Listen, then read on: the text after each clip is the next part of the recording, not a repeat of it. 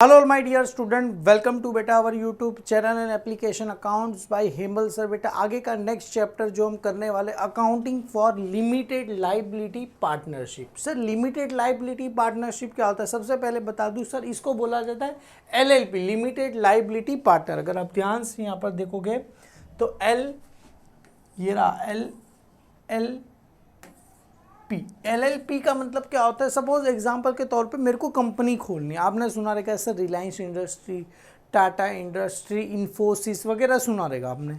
तो sir company और LLP दोनों सिमिलर ही। अगर आपको कोई भी कंपनी खोलनी है, कंपनी मतलब पब्लिक लिमिटेड, अगर कोई आपको कंपनी खोलनी है तो उसमें बहुत सारे डॉक्यूमेंट वगैरह लग जाते हैं, इतने सारे कि कभी कभी आप खोल भी नहीं पाओगे। तो उसका ही यहाँ पर सॉल्यूशन निकाला कि अपने को यहाँ पर क्या करना है सर, एलएलपी मतलब लिमिटेड लाइबिलिटी, यहाँ पर क्या करना है पार्टनरशिप, मतलब शॉर्ट फॉर्म में इसको बोला जाएगा एलएलपी। अपने को क्या करना है, खोलना है। मतलब ये एक टाइप की कंपनी होती है।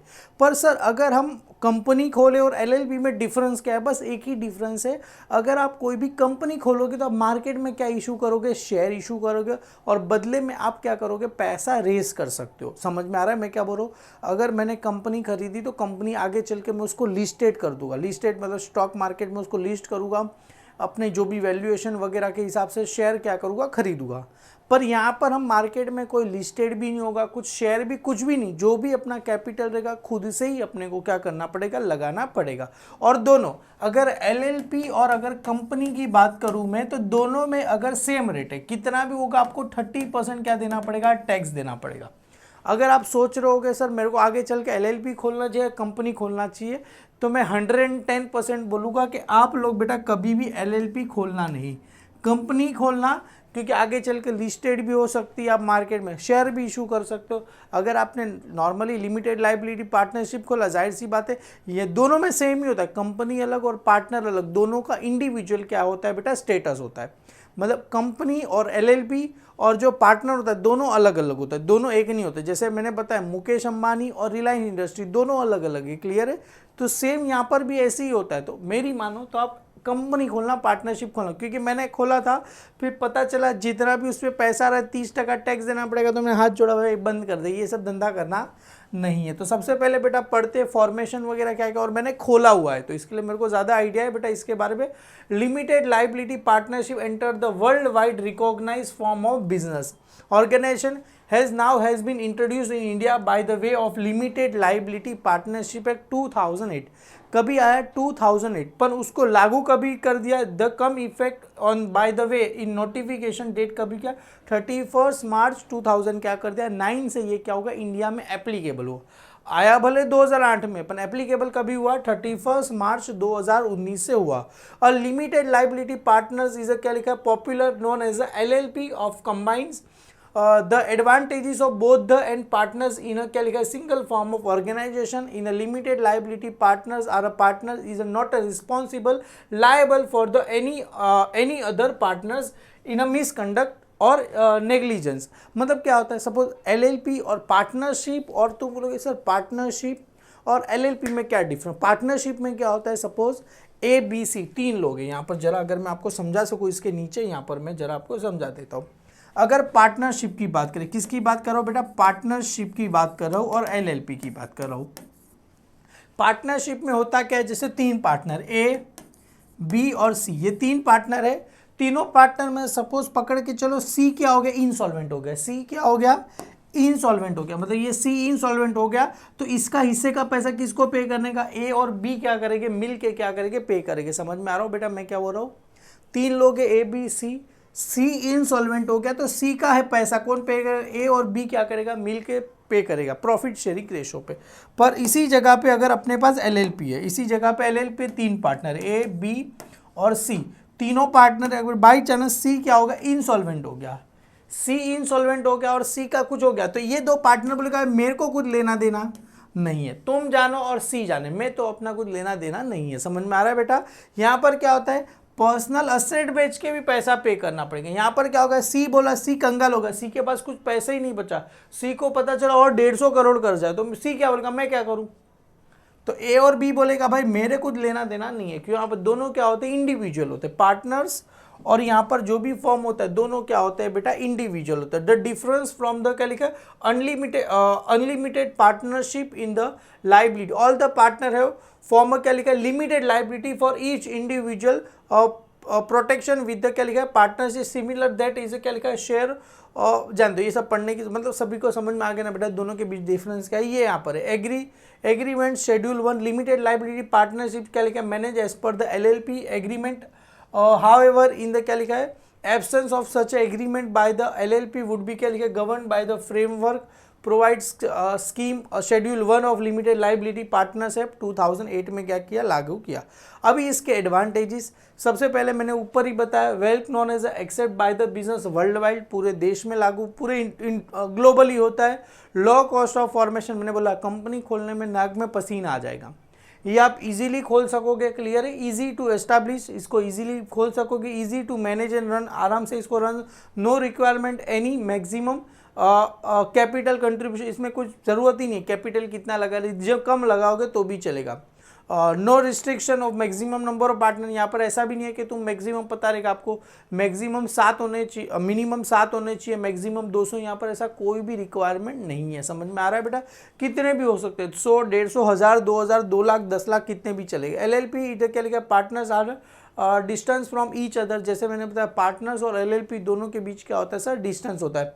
पार्टनर्स आर नॉट क्या लिखा है, liable for act of another partner, जैसे मैंने बताया एक पार्टनर का नुकसान होगा, दूसरे पार्टनर को कुछ लेना देना नहीं है, मैं जानता नहीं हूँ। लेस कंप्लीमेंट लेवल, यहाँ पर no expose personal assets and क्या लिखा है, इसमें ऐसा जरूरी नहीं होता। पार्टनरशिप में क्या होता है, पर्सनल असेट्स का भी पैसा पे करके, यहाँ पर ऐसा कुछ होता नहीं है। Low requirement and maintenance for a statutory records, मतलब यहाँ पर जो बुक्स का CA CS वगैरह पैसा भी क्या होते हैं, LLP के पास से कम लेते, कंपनी के पास से क्या करेंगे, ज़्यादा लेंगे। लेस गवर्नमेंट को पता ही है ना कि आगे चल के लिस्ट होने वाला नहीं है, पब्लिक के पास से पैसा ले तो गवर्नमेंट क्यों इंटरफेयर करेगा, ज़्यादा गवर्नमेंट अपने को देखता नहीं है। ईजी टू डिजॉल्व और वाइंड अप, जैसे मैंने बताया, मैंने खोला था इजीली, आप इजीली बंद कर सकते हो, कंपनी को इजीली बंद कर सकते नहीं हो। खोलने में जितने पसीने लग जाते हैं, बंद करने में उससे ज़्यादा पसीने लग जाते हैं, क्लियर है।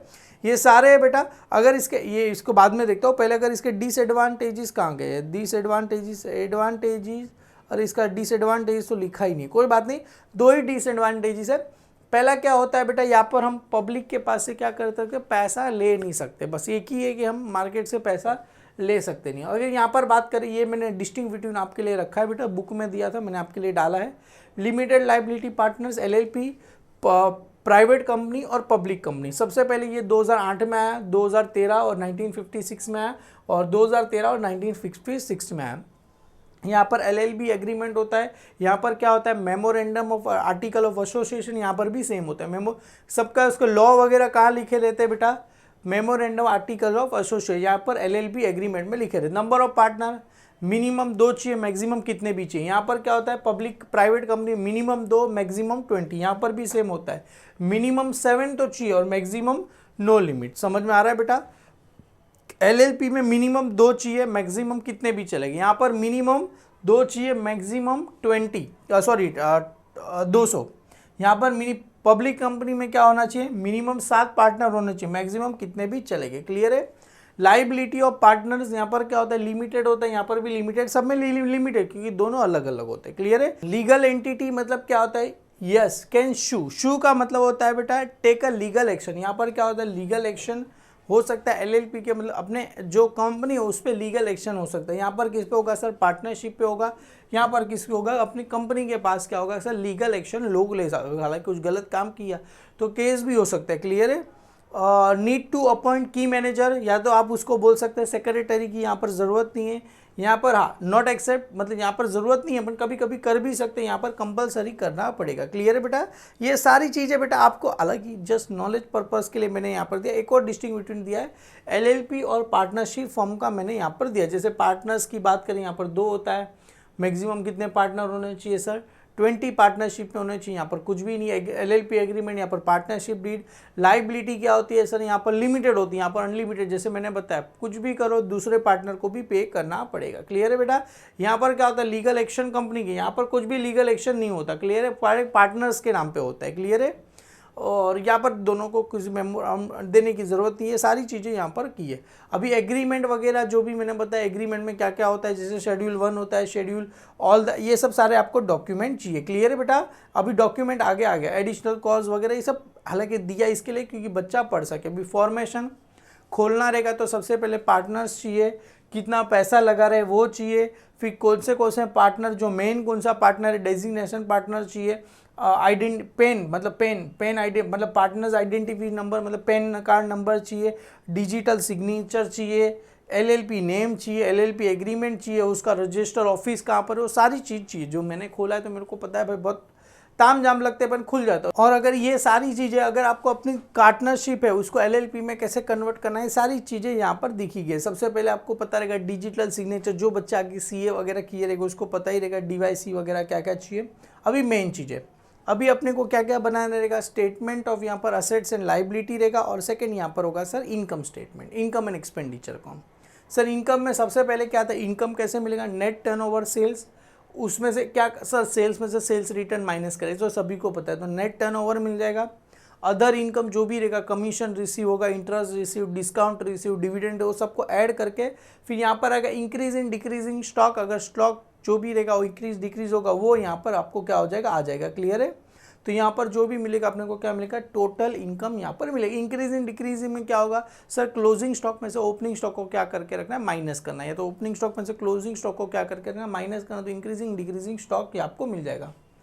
एक्सपेंस में क्या क्या आएगा सर, रॉ मटेरियल का opening stock, add purchase, carriage inward वगैरह यहाँ पर आ जाएगा। પછી परचेज मेड फॉर रीसेल, अगर कोई परचेज करे रीसेल के लिए, पावर एंड फ्यूल आ जाएगा। Personal expense, wages and salary आ गया। एडमिनिस्ट्रेटर में सबको पता है ऑफिस एंड एडमिनिस्ट्रेटर सैलरी, फिर ऑफिस स्टाफ वगैरह सारा का सारा यहाँ पर आ जाएगा। पेमेंट टू ऑडिटर आ जाएगा। सेलिंग एक्सपेंस सभी को होता है, एडवर्टाइजमेंट, बैड डेप्स, ये सारे के सारे क्या आ जाएंगे, सेलिंग एक्सपेंस आ, सेल्समैन कमीशन आ गया, सारे के सारे सेलिंग एक्सपेंस में आ जाएंगे। डेप्रीशिएशन, अमोर्टाइजेशन आ गया, इंटरेस्ट आ गया, अदर एक्सपेंस। क्लियर? ये सारे आपको अदर एक्सपेंस, मिसलिनियस एक्सपेंस वगैरह आ जाएगा, अदर एक्सपेंस में आ जाएगा। टोटल करो net profit and loss before tax, उसमें से क्या करना है, टैक्स को माइनस करना है, नेट प्रॉफिट आफ्टर टैक्स। उसमें आएगा जो भी हम क्या रहेगा, profit transfer to partners capital account, profit transfer to reserve and surplus. फिर जो भी पार्टनर्स कैपिटल में आएगा, और रिजर्व एंड सरप्लस यहाँ पर आपको क्या करना है, रिजर्व एंड सरप्लस ऐड करना है। कंट्रीब्यूशन टू पार्टनर्स मतलब आपको यहाँ पर पार्टनर्स कैपिटल अकाउंट बनाना है। क्लियर है?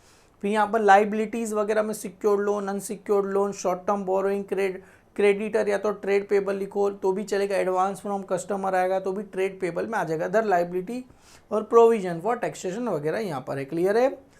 असेट्स की बात करें, ग्रॉस फिक्स असेट, उसमें से क्या आएगा सर, इसके अंदर इंक्लूड है बेटा, इंक्लूड टेंजिबल और इनटेंजिबल दोनों असेट्स है, उसमें डेप्रीशिएशन माइनस करेंगे तो नेट फिक्स असेट्स मिल जाएगा। Investment, long term loan and advance, inventories मतलब स्टॉक हो गया, data, trade receivable, cash and cash equivalent, others, ये सारी चीज़ें यहाँ पर क्या हो जाएगी, मिल जाएगी। क्लियर है? तो ऐसे करके आप बना लोगे। और यहाँ पर देखो एक सम यहाँ पर दिया गया है, Prajakta and Manasvi are a partner sharing profit and loss in the ratio क्या दिया है, 3/5 और 2/5।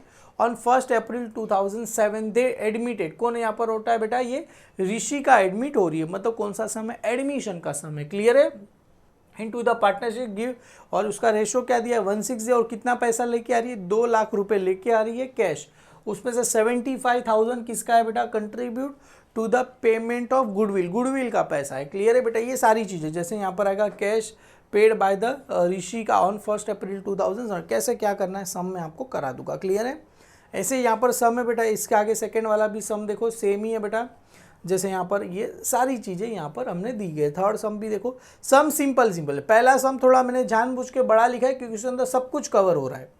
फर्स्ट सम बड़ा है, सेकंड थर्ड फोर्थ से थोड़े छोटे छोटे सम आ जाएंगे।